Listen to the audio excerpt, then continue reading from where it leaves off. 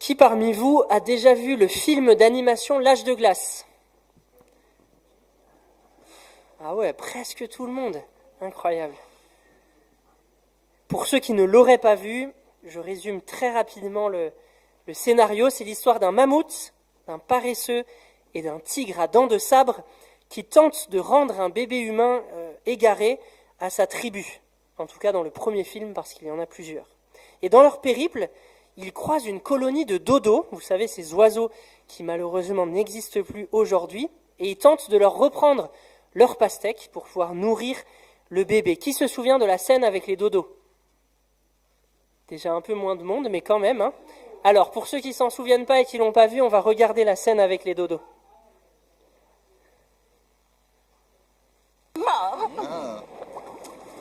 Dites, on pourrait récupérer notre pastèque parce que le petit a faim, alors... Sûrement pas! C'est notre réserve personnelle en prévision de l'ère glaciaire! Les températures antarctiques vont nous contraindre à la clandestinité pour des millions d'années! Avec 3 pastèques. Si vous n'avez pas été assez intelligent pour assurer votre avenir, alors malheur à vous! Malheur à vous!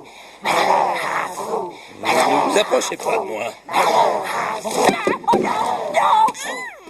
Attrapez la pastèque! Alors, on va pas regarder tout le film non plus, j'ai quand même préparé une prédication pour vous.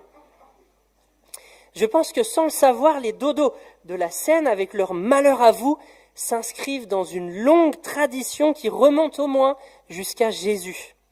2000 ans environ avant la sortie de l'âge de glace, Jésus aussi avait prononcé des malheurs à vous, peut-être pas tout à fait comme les dodos, mais qui n'avaient certainement pas plu non plus à leur destinataire. Je vous invite à lire avec moi le texte dont je parle dans l'évangile de Luc, au chapitre 6, les versets 20 à 26.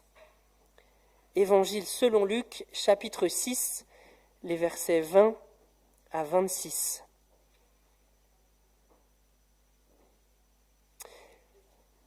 Alors Jésus, regardant ses disciples, dit : « Heureux, vous qui êtes pauvres, car le royaume de Dieu vous appartient. Heureux êtes-vous, vous qui maintenant avez faim, car vous serez rassasiés. Heureux vous qui maintenant pleurez, car vous rirez. Heureux serez-vous quand les hommes vous haïront, vous rejetteront, vous insulteront, vous chasseront en vous accusant de toutes sortes de maux à cause du Fils de l'homme. Quand cela arrivera, réjouissez-vous et sautez de joie, car une magnifique récompense vous attend dans le ciel. En effet, c'est bien de la même manière que leurs ancêtres ont traité les prophètes. Mais malheur à vous qui possédez des richesses, car vous avez déjà reçu toute la consolation que vous pouvez attendre. Malheur à vous qui maintenant avez tout à satiété, car vous aurez faim. Malheur à vous qui maintenant riez, car vous connaîtrez le deuil et les larmes. Malheur à vous quand tous les hommes diront du bien de vous, car c'est de la même manière que leurs ancêtres ont traité les faux prophètes. Amen. Dans ce texte qui est propre à Luc, parce que nous avons des béatitudes dans l'évangile de Matthieu, mais elles sont assez différentes de celles de Luc, en ceci au moins, c'est que les béatitudes de Matthieu sont au nombre de 8. 8 heureux à vous qui, dans l'évangile de Luc, il n'y en a que 4. 4 heureux à vous, et auxquels répondent 4 malheurs à vous. Vous avez dû entendre à la lecture que les heureux, les 4 heureux et les 4 malheurs se répondent, sont sur les mêmes thématiques. Le premier sur la pauvreté et la richesse, sur la faim et la satiété, sur le fait de pleurer et de rire, etc. Et ce n'est donc que dans l'évangile de Luc que nous trouvons associés à ces béatitudes, ces 4 malédictions, ces 4 malheurs à vous, un peu comme on l'a entendu avec les dodos.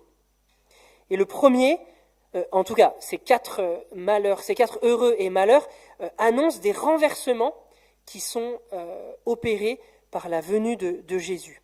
Et ces renversements sociaux, ces renversements de situation dans la société sont annoncés à plusieurs reprises dans l'évangile de Luc, dès les premiers chapitres avec le cantique de Marie, avec la prophétie de Siméon, et ici avec les béatitudes et les malédictions prononcées par Jésus. Et la première de ces béatitudes, avec la malédiction qui lui répond sur la pauvreté et la richesse, peuvent déjà nous bousculer, et nous pouvons peut-être nous demander ce qu'elle signifie vraiment, parce qu'une lecture un peu superficielle de ce texte pourrait nous faire croire que c'est mal en soi d'être riche, et qu'il faudrait se faire volontairement pauvre si les circonstances ne nous ont pas déjà rendus pauvres, pour se situer dans le cadre du règne de Dieu. Une lecture un peu rapide pourrait nous faire croire qu'il faut être pauvre pour pouvoir appartenir, pour pouvoir entrer dans le royaume de Dieu. Et je signale d'ailleurs au passage que la boîte pour les offrandes se situe sur la table à la sortie de la salle de culte pour ceux qui voudraient mettre le texte en pratique en ressortant tout à l'heure. Plus sérieusement, une lecture attentive de l'ensemble de l'évangile de Luc montre que les choses sont un tout petit peu plus complexes que cela, un tout petit peu plus complexes qu'une seule dénonciation de la possession matérielle ou de la richesse. Certes, et il ne faudrait pas diluer ce fait, l'évangile de Luc est sans conteste celui où Jésus est le plus radical envers les riches. C'est un fait. Mais 2 paraboles au moins, qui sont d'ailleurs là encore propres à Luc, on ne les trouve pas dans les autres évangiles, 2 paraboles au moins dans l'évangile précisent la racine du problème et nous permettent d'intégrer la complexité de l'enseignement de cet évangile. Les 2 paraboles dont je parle sont les suivantes. La première, c'est la parabole du riche propriétaire qui accumule des biens tout au long de sa vie, qui se fait construire des greniers pour pouvoir ensuite cesser de travailler et jouir de ses biens pour lui-même. Et Jésus lui reproche, en commentant la parabole, d'avoir amassé des richesses pour lui-même au lieu de chercher à être riche auprès de Dieu. Et on a là, je crois, dans l'évangile de Luc, la définition du riche qui pose problème à Jésus et que Jésus dénonce, c'est celui qui amasse des richesses pour lui-même au lieu de chercher à être riche auprès de Dieu. Deuxième parabole qui nous permet d'éclairer notre texte d'aujourd'hui et la malédiction prononcée à l'égard des riches, c'est la parabole du riche et de Lazare, propre à Luc encore une fois, dans laquelle il est mis en évidence que Lazare, le pauvre qui dort devant la maison du riche, celui-ci n'a même pas droit aux miettes qui tombent de la table du riche. Le riche ne partage même pas son superflu, ses miettes, avec Lazare qui pourtant couche à son portail.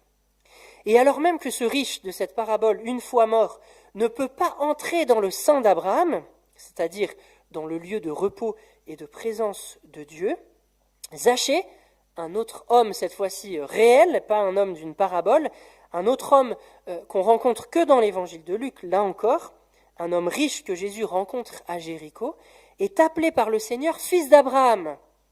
C'est-à-dire que Jésus l'agrée comme un homme juste, comme un homme qui se situe bien dans le cadre du royaume de Dieu. Les 2 hommes, l'homme fictif de la parabole du riche et de Lazare et l'homme réel que Jésus rencontre au chapitre 19, Zachée, sont donc mis en opposition. L'un, celui de la parabole, parce qu'il ne partage pas ses miettes avec Lazare, ne peut pas entrer à sa mort dans le sein d'Abraham. L'autre, bien qu'il soit riche, est agréé par Jésus comme un véritable fils d'Abraham. Comment se fait-il que le riche de la parabole de Lazare soit dénoncé en lien avec sa richesse, alors que Zachée, un homme riche, est agréé par Jésus? Quelle est la différence entre les deux?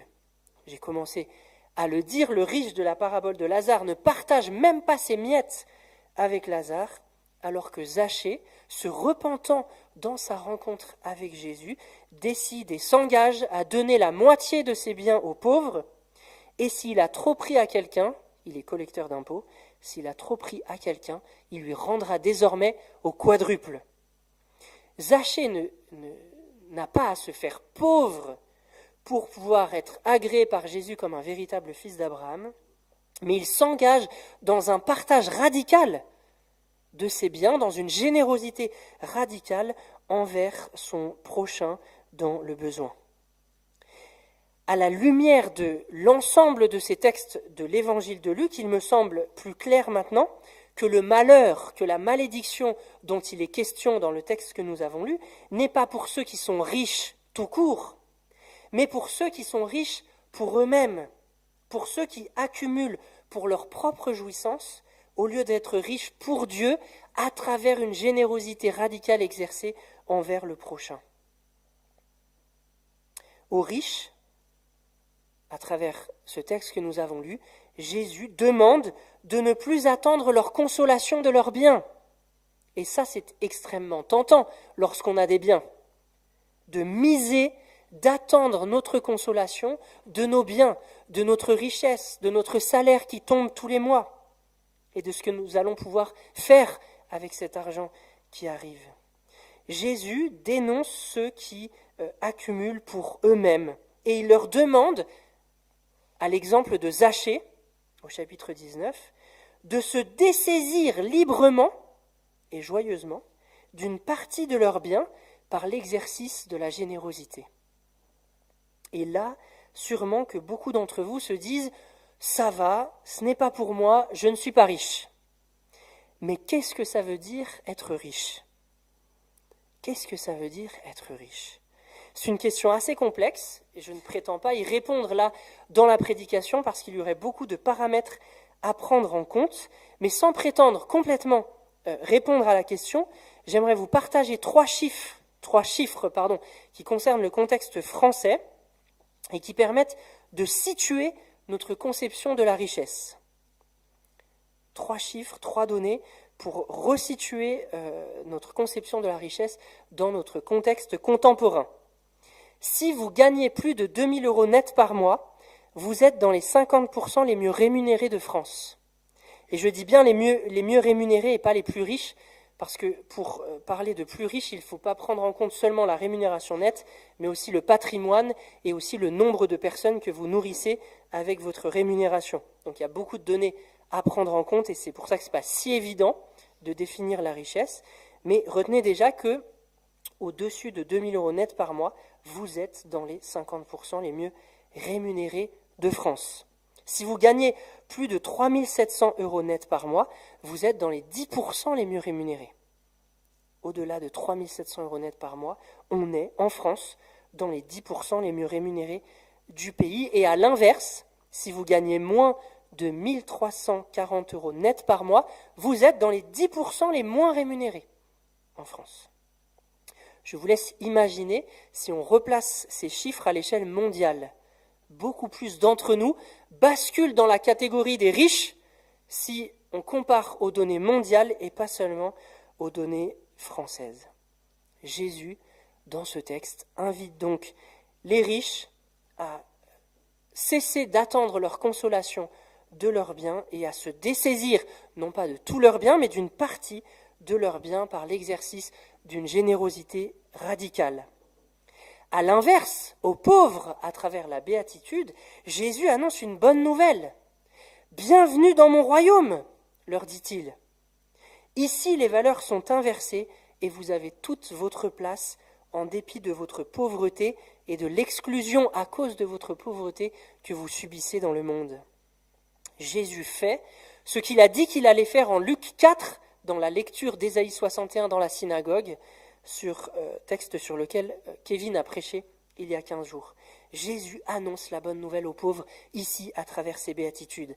Bienvenue dans mon royaume, votre pauvreté ne vous met pas à part, ne vous exclut pas de mon royaume, au contraire vous êtes les bienvenus. Et Jésus continue, heureux vous qui maintenant avez faim, car vous serez rassasiés. Oui, heureux vous qui maintenant avez faim, parce que vous serez accueillis comme des fils et des filles au festin de Jésus lors de son retour. Ceux qui seront rassasiés ce jour-là passeront leur chemin, trop occupés par leurs propres affaires. Mais les pauvres, les estropiés, les aveugles, les paralysés seront, eux, heureux d'être conviés au festin du grand roi, parce qu'ils ont faim. Ils seront heureux d'y être invités, parce qu'ils ne sont jamais invités au festin des grands de ce monde. C'est ce que Jésus raconte au moyen d'une autre parabole encore, au chapitre 14 de l'évangile de Luc, que vous pourrez relire chez vous si vous souhaitez creuser cela. Et si c'est à cela que ressemble le royaume, ce renversement de situation, cette bienvenue annoncée et adressée aux pauvres, à ceux que notre société exclut d'une manière ou d'une autre, alors c'est aussi à cela que doit ressembler l'Église. Car l'Église est sur la terre le lieu où se manifeste le royaume. Comment l'Église peut-elle refléter ce renversement de situation annoncé par Jésus et concernant le royaume? Il y aurait bien des choses à dire, mais je vous pose juste une question concrète pour nous interpeller sur ces aspects. N'invitons-nous à manger chez nous, parmi les frères et sœurs de l'Église, que ceux qui pourront nous renvoyer l'ascenseur? N'invitons-nous à manger que ceux qui pourront nous inviter en retour? Ou bien, sommes-nous intentionnels dans le fait d'inviter aussi à manger dans l'Église celles et ceux qui parmi nous ne pourront pas nous inviter en retour à cause de leurs faibles moyens financiers, à cause de la maladie, peu importe la raison.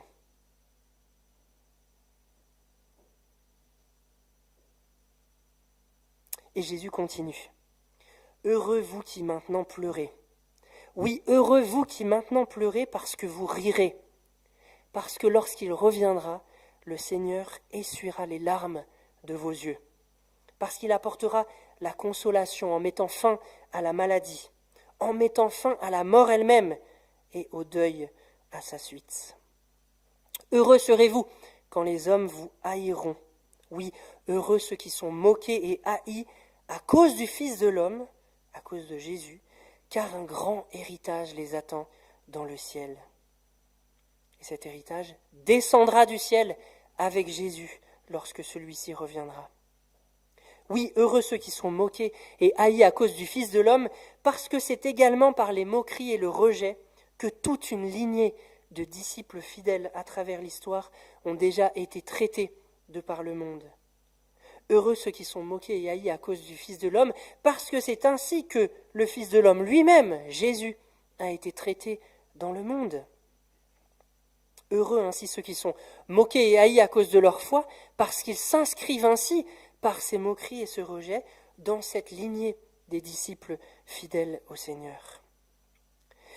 Remarquez que ce « à cause du Fils de l'homme », dans cette dernière béatitude de l'évangile de Luc, est essentiel à mon avis pour comprendre l'ensemble de ce texte. Fils de l'homme, c'est un titre royal. C'est un titre royal, ça ne renvoie pas que à l'humanité de Jésus, mais ça renvoie principalement à sa royauté. Parce que c'est un titre que Jésus n'a pas inventé, mais qu'il reprend à un prophète de l'Ancien Testament, plus précisément au chapitre 7 du livre de Daniel, où il nous est raconté par le prophète qu'un fils d'homme s'approche de Dieu, l'Ancien des jours, et qu'il reçoit de lui la royauté universelle sur toutes les nations de la terre. En s'appliquant à lui-même ce titre dans les évangiles, Jésus se présente comme ce fils d'homme de Daniel 7 qui reçoit la royauté universelle de la part de Dieu sur le monde. Le titre fils de l'homme renvoie donc lui aussi au royaume de Dieu instauré par Jésus, puisque c'est un titre royal.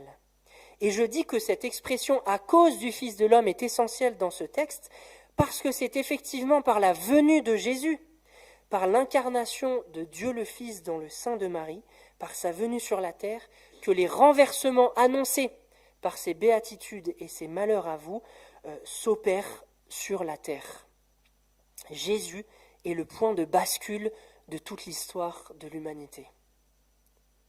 À travers Jésus, le royaume de Dieu dont il est fait question ici a fait irruption sur la terre et dans l'histoire. La venue de Dieu le Fils signifie l'intervention de Dieu, l'intervention spécifique, particulière de Dieu sur la terre. La mort et la résurrection de Jésus signifient l'ouverture de ce royaume de Dieu à tous ceux qui mettent leur confiance en lui, à tous ceux qui se savent pauvres et qui savent leur besoin de l'intervention d'un autre pour leur salut, pour leur réconciliation avec Dieu, pour recevoir de cet autre la vie en abondance. Et son ascension au ciel, l'ascension de Jésus au ciel, le fait qu'il soit retourné s'asseoir sur le trône de Dieu, depuis lequel il règne jusqu'à aujourd'hui, cette ascension signifie l'établissement de son règne dans le ciel. Et c'est à cause de tout cela, de cette irruption du royaume dans notre histoire sur la terre, à cause de ce basculement majeur opéré par Jésus, que Jésus peut dire dans ce texte dès à présent, « Heureux les pauvres, heureux ceux qui ont faim, heureux ceux qui pleurent ». Non pas parce qu'ils sont pauvres, non pas parce qu'ils ont faim ou parce qu'ils pleurent, mais parce que le royaume a été inauguré et qu'ils y sont les bienvenus. La joie véritable et la paix sont données par le Fils de l'homme dès aujourd'hui à ceux qui entrent dans son royaume. Heureux vous qui êtes pauvres, car le royaume de Dieu vous appartient, dès maintenant. Jésus ne dit pas car le royaume de Dieu vous appartiendra. Heureux êtes-vous dès aujourd'hui, parce que le royaume de Dieu, dès aujourd'hui, vous appartient. Et dans le même temps, cette joie et cette paix sont ceux d'une attente, sont ceux d'une espérance dont nous attendons encore l'accomplissement, la pleine réalisation. Si la première béatitude, je viens de le redire, est au présent, car le royaume de Dieu vous appartient, celles qui suivent sont au futur. Heureux êtes-vous, vous qui maintenant avez faim, car vous serez rassasiés. Futur.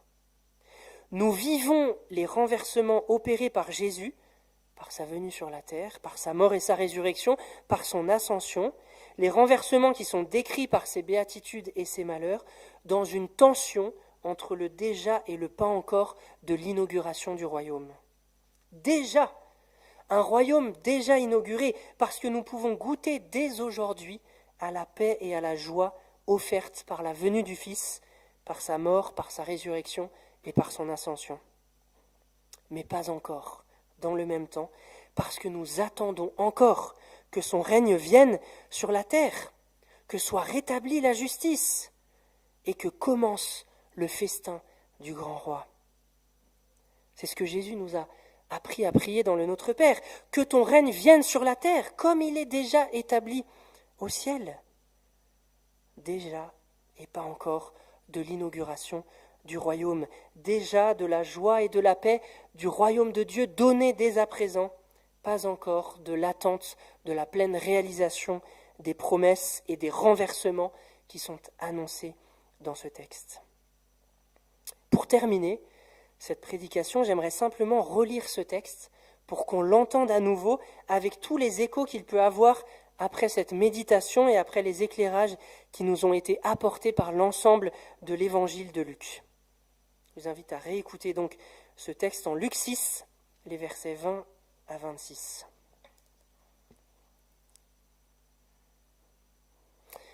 Alors Jésus, regardant ses disciples, dit : « Heureux, vous qui êtes pauvres, car le royaume de Dieu vous appartient. Heureux êtes-vous, vous qui maintenant avez faim, car vous serez rassasiés. Heureux vous qui maintenant pleurez, car vous rirez. Heureux serez-vous quand les hommes vous haïront, vous rejetteront, vous insulteront, vous chasseront en vous accusant de toutes sortes de maux à cause du Fils de l'homme.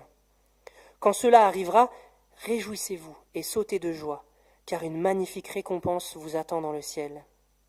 En effet, c'est bien de la même manière que leurs ancêtres ont traité les prophètes.